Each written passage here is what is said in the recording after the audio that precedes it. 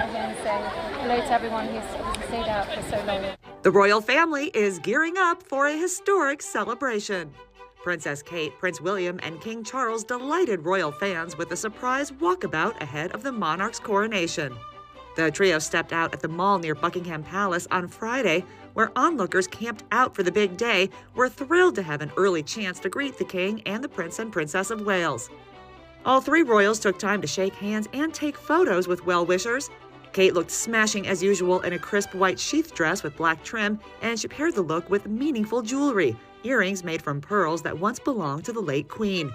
Kate has chosen the jewels for several events over the years, including Her Majesty and Prince Philip's funerals, and they have reportedly been worn by Princess Diana as well. Friday's outing marks the latest public appearance for Kate, Will, and Charles ahead of the weekend's crowning ceremony. The Waleses enjoyed a ride on London's Tube and poured pints at the Dog and Duck pub on Thursday, while Charles enjoyed the first official garden party of his reign earlier in the week, welcoming hundreds of attendees to Buckingham Palace, including coronation performer Lionel Richie, who told reporters how honored he felt to be included in the festivities. First of all, I mean, does this ever happen? No. This is a once-in-a-lifetime opportunity. So, you know, to be a part of it is everything. And I've known His Majesty now for a couple of years, and so to celebrate this with him and Queen, it's just going to be so much fun. Lionel is among a star-studded lineup for Sunday's coronation concert, which will also feature Katy Perry, Andrea Bocelli, Take That, and more. Prince William and Prince George are both set to have special roles in the service the day before, with Prince Harry also attending solo as Meghan Markle stays home in California with their two children. DailyMail.com's Charlie Langston recently shared with Access Hollywood insight into what else royal fans can look forward to from the historic event and A-list performances. The children will be at the coronation. Now, George is obviously growing up. We've seen him looking a lot more mature in recent months, and he's also shown himself to be very capable of handling himself at public occasions. Back when he was a toddler, he used to shy away from the cameras, look very nervous.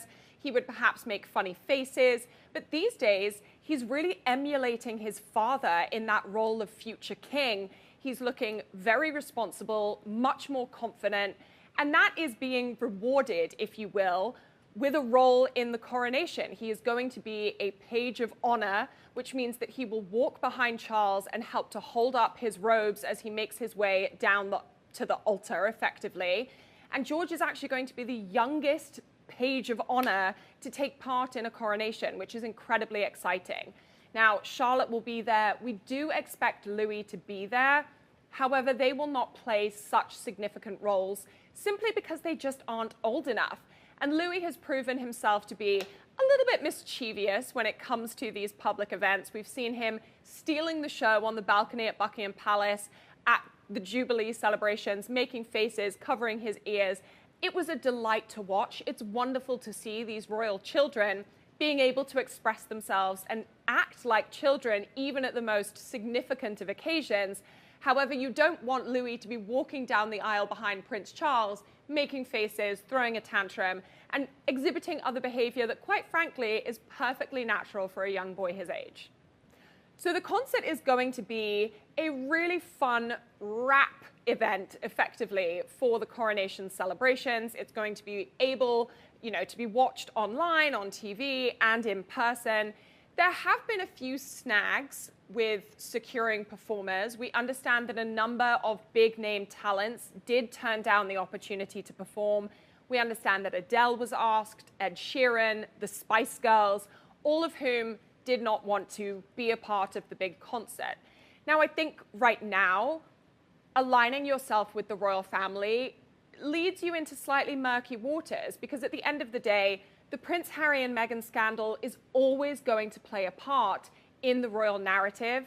Similarly, the Prince Andrew scandal is always going to play a part in the royal narrative. So a lot of artists are drawing back, choosing not to take part simply because they don't want their name, their brand dragged into that kind of scandalous zone, if you will. However, that doesn't mean that there won't be some really great talent on stage. Lionel Richie is set to perform, Bette Midler is set to perform, and a very popular British band called Take That. Now, I don't think they ever made it big here in the US. However, in the UK, if you were from my era, they were the big thing. They were pretty much UK's answer to NSYNC or the Backstreet Boys. So that's very exciting, at least as far as I'm concerned.